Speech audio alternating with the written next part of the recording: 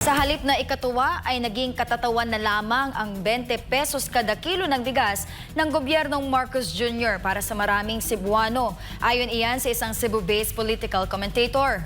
At bakit nga ba ito naging katawa-tawa? Gayong kung tutuusin, Visayas ang naunang makatikim ng ipinagmamalaking 20 pesos na bigas. Si Carla Abellana sa detalye ng balita.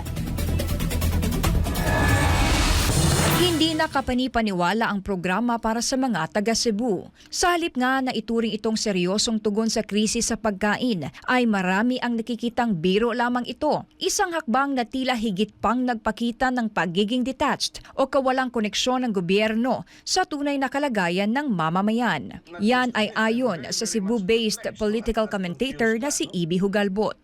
Tinatawanan na lang ng mga Cebuano ang ginawang ito ng gobyerno at tama ka nga, no? May food review sila. Ewan ko kung mayroon bang rating, ilang stars? 5 stars being the highest, most delicious rice.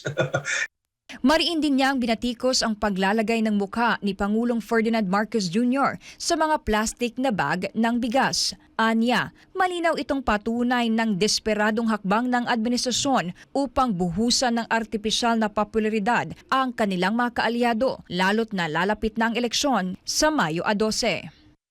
I really couldn't understand how Bongbong Marcos stood to this level of kaipalan, no? I doubt if he has any information na yung mukha niya ay ilalagay dyan, no? Desperado na itong si Bongbong Marcos kasi nga talagang napakababa ng mga ratings ng kanyang bagong alyansang, ano ba yun? Anong tawag yun? Yung alyansa slate niya for senators, no? So, kumbaga, parang pakitang gilas ito nila. Pero nagtataka na rin tayo because when they rolled out or when they announced this program, April 23, pumunta pa nga dito ng patago si BBM, it was also the same day na pinirmahan yung suspension ni Governor Gwen Garcia. No? So talagang very suspect ang mga pangyayari nito. Samantala, iginiit ng political commentator na tila nawalan ng saysay ang panawagan ni Marcos Jr. na igalang ang due process at rule of law matapos ipataw ng Office of the Ombudsman ang 6 na buwang preventive suspension kay Cebu Governor Gwen Garcia. Isang hakbang na anay salungat mismo sa prinsipyo ng makatarungang proseso na isinusulong ng Pangulo. Ang naturang suspensyon ay bunsod ng umano'y paglabag ni Garcia sa environmental regulations matapos payagan ng isang construction company na magsagawa ng proyekto kahit walang Environmental Compliance Certificate o ECC.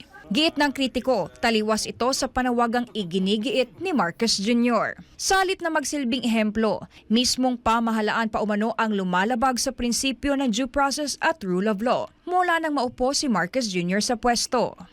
Kasi nga, kung ihahambing mo, not just the PRRD rendition to the ICC, Admar, MJ, let us go back to the QOJC siege starting in June until August of last year.